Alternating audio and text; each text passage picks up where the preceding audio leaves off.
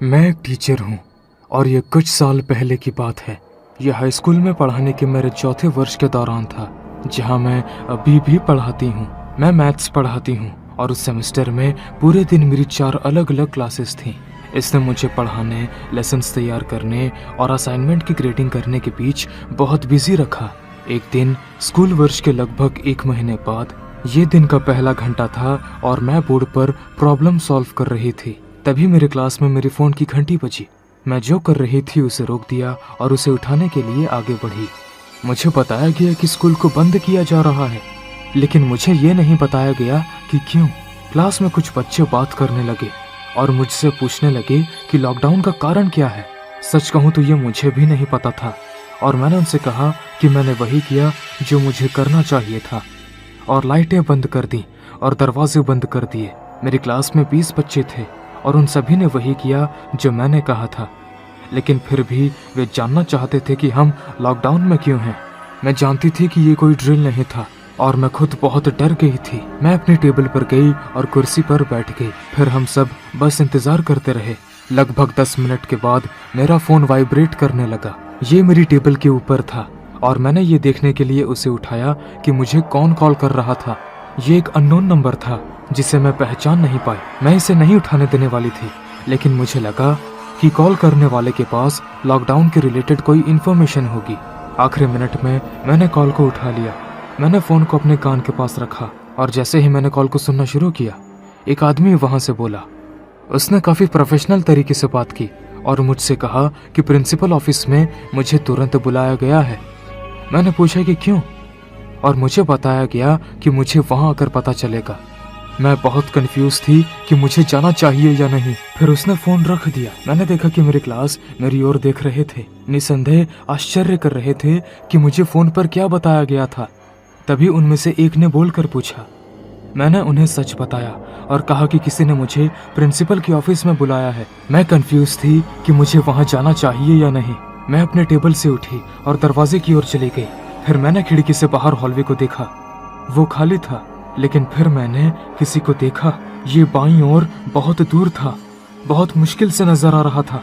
वहाँ एक आदमी खड़ा था जिसने एक मास्क और पूरे काले कपड़े पहन रखे थे। मैं उसे देखकर जल्दी से पीछे हट गई। एक स्टूडेंट ने मुझसे पूछा कि क्या मैं वहाँ जाऊंगी, और मैंने कहा नहीं, मैं नहीं जाऊंगी। मैंने सभी को क्लास के पीछे रहने को कहा और उनके साथ शामिल हो गई। मुझे इस बात का कोई अंदाजा नहीं था कि हॉलवे में कौन था।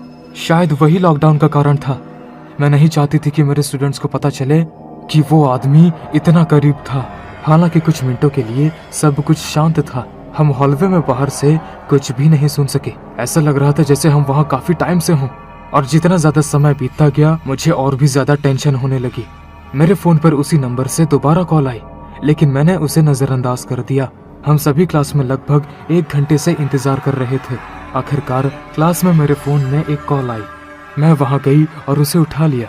मुझे बताया गया कि लॉकडाउन खत्म हो गया है और मैंने स्टूडेंट्स को बाहर जाने दिया। जब मुझे लॉकडाउन की और इन्फॉर्मेशन मिली तो मुझे विश्वास नहीं हुआ। स्की मास्क वाला आदमी हमारे स्कूल का एक्स स्टूडेंट था। वो स्कूल में वापस आया और उसने मेरे सेल फोन पर कॉल भी किया। मुझे नहीं पता कि उसे मेरा नंबर कैसे मिला। वो मुझे मेरी क्लास से बाहर निकालने की कोशिश कर रहा था। मुझे यकीन नहीं है कि वो मुझ पर हमला करने के बाद मेरे साथ क्या करने की प्लानिंग बना रहा था। खैर, मैं उसके बारे में सोचना नहीं चाहती। सौभाग्य से उसे एक फैकल्टी मेंबर ने देख लिया था और उसने पुलिस को कंप्लेंट कर दी। आखिरकार पुलिस आई और संगति का पता लगाने और उसे पकड़ने में सफल रही। हालांकि वो काफी समय तक उनसे बच निकलने में कामयाब रहा, लेकिन मुझे आज भी इस बात पर विश्वास नहीं हो रहा है। मैं कल्पना नहीं कर सकती कि अगर मैंने क्लास छोड़ दी होती तो क्या होता। ये मेरे जीवन के सबसे डरावने दृश्यों में से एक था।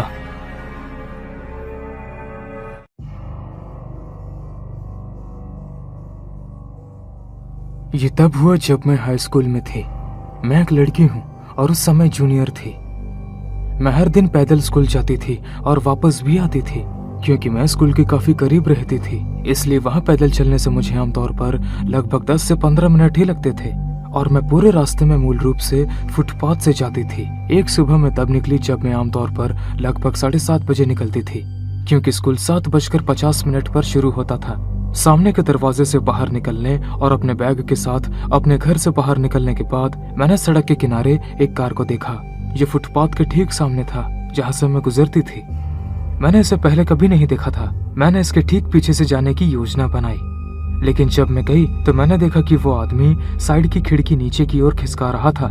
किसी ने कुछ कहा और मैंने उसकी ओर देखा। कार एक पुरानी गहरे भूरे रंग की BMW थी और ड्राइवर एक यंग दिखने वाला लड़का था। फिर उसने मुझसे पूछा कि क्या मुझे स्कूल जाने के लिए किसी राइड की जरूरत है।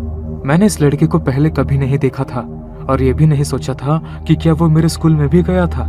उसने मुझे बताया कि उसका नाम रायन था। फिर उसने कहा कि एरिका से उसकी अच्छी दोस्ती है, जो मेरी सबसे अच्छी दोस्तों में से एक थी। जाहिर तौर पर वो उसे लेने जा रहा था और उसने उससे भी मुझे लेने और हम दोनों को स्कूल ले जाने के लिए कहा। मैंने कहा नहीं थैंक्स। मैंने पहले कभी एरिका को इस आदमी के बारे में बात करते हुए नहीं सुना था और ये सचमुच बहुत अजीब लग रहा था। मैं एरिका से पुष्टि करना चाहती थी कि वो इस लड़के को जानती है या नहीं। मुझे लगा कि शायद उससे उसकी दोस्ती होगी, लेकिन उसने मुझे कभी भी उसके बारे में नहीं बताया था। वो आदमी निराश लग रहा था, लेकिन अंत में उसने कहा ठीक है। मैं सड़क पर चलती रही और वो अपनी कार में चला गया, लेकिन जैसे ही वो मेरे पास से गुजरा उसने अपनी कार साइड पर रोक दी। उसने फिर अपनी खिड़की नीचे की और कहा लास्ट चांस। मैंने फिर से नहीं कहा और फिर वो वहां से चला गया। मैं स्कूल जाने का बाकी रास्ता पैदल तय करके गई और मैं टाइम पर स्कूल पहुंच गई। जब मैं चल रही थी मैंने एरिका को इसके बारे में मैसेज भेजा। मैं आमतौर पर स्कूल से पहले उससे नहीं मिल पाती थी। उसी पहले घंटे की इंग्लिश क्लास के दौरान शायद लगभग 30 मिनट में स्कूल में लॉकडाउन हो गया।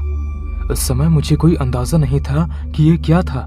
स्कूल में मेरे पूरे समय के दौरान हमने पहले कभी लॉकडाउन नहीं किया था। हम सभी को क्लास में सबसे पीछे बैठने के लिए कहा गया। क्लास की लाइटें बंद कर दी गई थीं और हमारे टीचर ने दरवाजा बंद कर दिया था। ऐसा महसूस हुआ कि हम सभी बहुत लंबे समय से यहाँ बैठे हैं, हालांकि वास्तव में इतने लंबे समय तक नहीं था। ये शायद लगभग 20 मिनट तक था। आखिरकार लॉकडाउन हट गया। उस समय तक हम सभी बहुत डर गए थे। दिन के अंत तक मुझे पता चला कि क्लास शुरू होने के बाद और रिसेप्शनिस्ट के ठीक सामने एक आदमी स्पष्ट रूप से स्कूल में आया था। क्लास शुरू होने के बाद जो एकमात्र दरवाजा खुला था वो सामने का दरवाजा था। तभी हॉल मॉनिटर की नजर उस पर पड़ी और उसने उससे पास मांगा। वो लड़का बिना कुछ कहे उसके पास से चला गया और लॉकर कॉमन्स में चला गया। फिर वो वहीं छुप गया और स्कूल में लॉकडाउन हो गया। दुर्भाग्य से वो लड़का लॉकर कॉमन से नजदीकी क्लास में भागा और बाहर निकलने में सक्षम रहा। स्कूल और उसकी प्रॉपर्टी की तलाशी की गई, लेकिन वो लड़का भाग गया था। हम में से कुछ लोग सोच रहे थे कि वो कहाँ गया, लेकिन ये कहीं भी हो सकता था। हमारे स्कूल के पीछे एक बड़ा जंगल था और मुझे लगता है कि जब उन्हें पता चला कि वो स्कूल और उसके प्रॉपर्टी में नहीं है तो उन्होंने उसकी तलाशी करना बंद कर दिया। फिर भी मुझे अंदाजा नहीं था कि वो लड़का कौन था जो स्कूल के अंदर था। मैं आधे रास्ते से भी कम दूरी पर थी जब मैंने एक बार फिर उस कार को देखा जो पहले मेरे घर पर थी।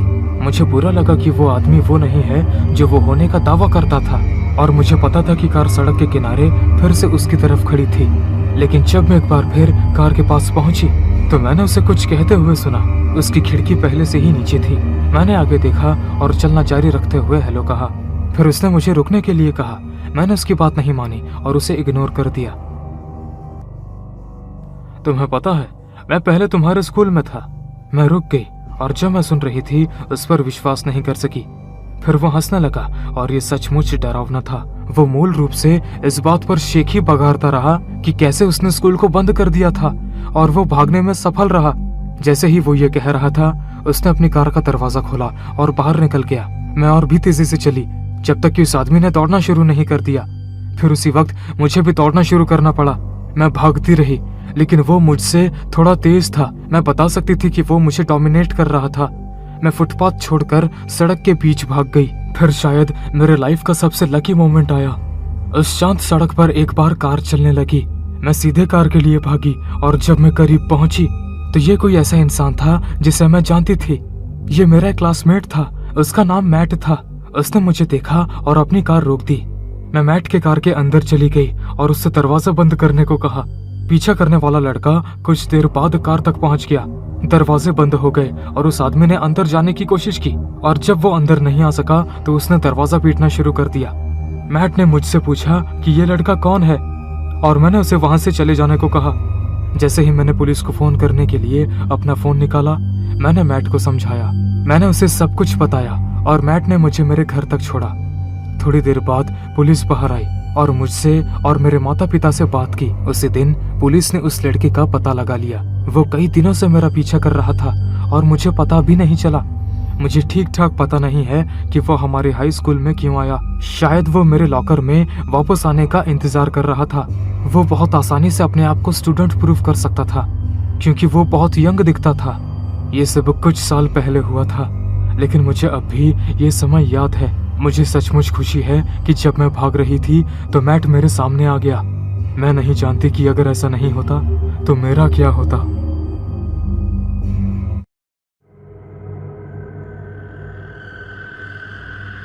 ये तब हुआ जब मैं 15 साल का था और हाई स्कूल में अपने सेकेंड ईयर में था। स्कूल शुरू होने से पहले ही मैं कुछ दोस्तों के साथ घूम रहा था। हम बस खड़े होकर बेवकूफ़ी भरी बातें कर रहे थे। जल्द ही चेतावनी की घंटी बजी और हम अपनी क्लासेस में भागने के लिए अलग अलग रास्ते पर चले गए। मैंने अपना समय अपनी क्लास में जाने में बिताया क्योंकि मेरे टीचर कोच थॉमसन काफ़ी शांत स्वभाव के थे और अगर मैं थोड़ा भी देर से पहुंचता तो उन्हें कोई दिक्कत नहीं थी क्योंकि वो एक स्पोर्ट्स टीचर थे और वो हमेशा उसी काम में बिजी रहते। स्कूल की घंटी फिर से बजी। स्कूल अब शुरू हो रहा था और मुझे देर हो जाएगी, लेकिन मैंने इसके बारे में ज्यादा नहीं सोचा। हॉलवे अब खाली था।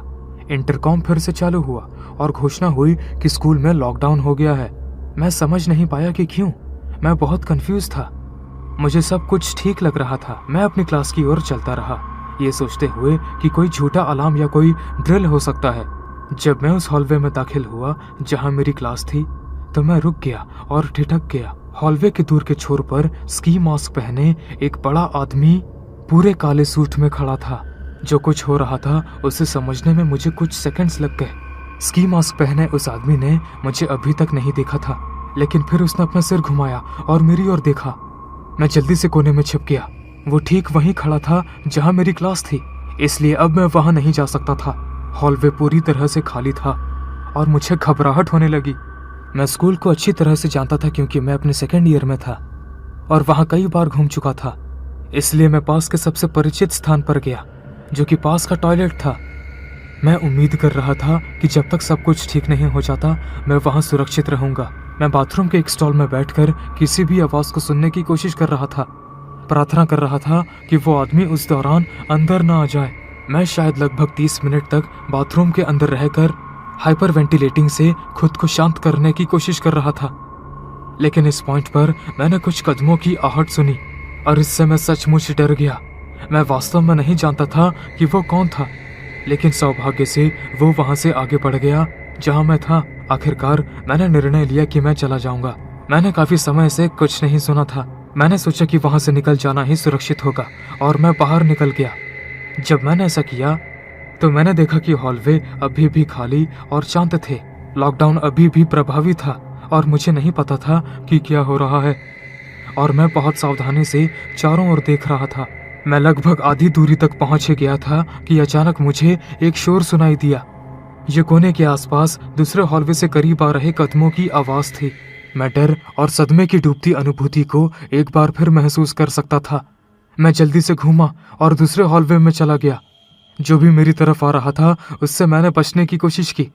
मैंने क्षण भर के लिए पीछे मुड़कर देखा और स्की मास्क पहने हुए व्यक्ति को कोने में आते हुए देखा। अपने जीवन में एक बार मैं वास्तव में अपने जीवन के लिए दौड़ रहा था और इसके अलावा मेरे लिए और कुछ मायने नहीं रखता था। ये एक अजीब एहसास था। मुझे किसी बात की परवाह नहीं थी। वे लड़कियां नहीं जिन पर मुझे क्रश था, मेरा होमवर्क नहीं, यहाँ तक कि मेरी नौकरी भी नहीं। मुझे बस अपने जिंदा रहने से मतलब था। मैं दौड़ता रहा और आखिरकार मैं रुक गया। अब अपने पीछे वाले आदमी को सुनने में असमर्थ हो गया। मैंने खुद को संभाला और बाहर निकलने का रास्ता ढूंढने की उम्मीद में बाहर निकलने की ओर चलने लगा। जब मैं बाहर निकला तो मुझे राहत महसूस हुई क्योंकि मैंने स्कूल के बाहर कई की ओर भागा और जब उन्होंने मुझे देखा तो उन्होंने मुझे हाथ हिलाकर बुलाया। स्कूल के अंदर मौजूद आदमी को बाद में पकड़ लिया गया, लेकिन हमें कभी पता नहीं चला कि उसके इरादे क्या थे। उस दिन की याद ने मुझे परेशान कर दिया है और मेरे माता पिता ने मेरी मदद करने के लिए मुझे थेरेपी में डाल दिया। अब लगभग 7 साल हो गए हैं और मैं काफी बेहतर हूँ। हम कुछ ही समय बाद स्कूल में अपने नॉर्मल टाइम टेबल पर वापस लौट आए और हमारे स्कूल में अगले वर्ष के लिए 24 घंटे पुलिसकर्मी तैनात थे। इससे सभी को काफी सेफ फील हुआ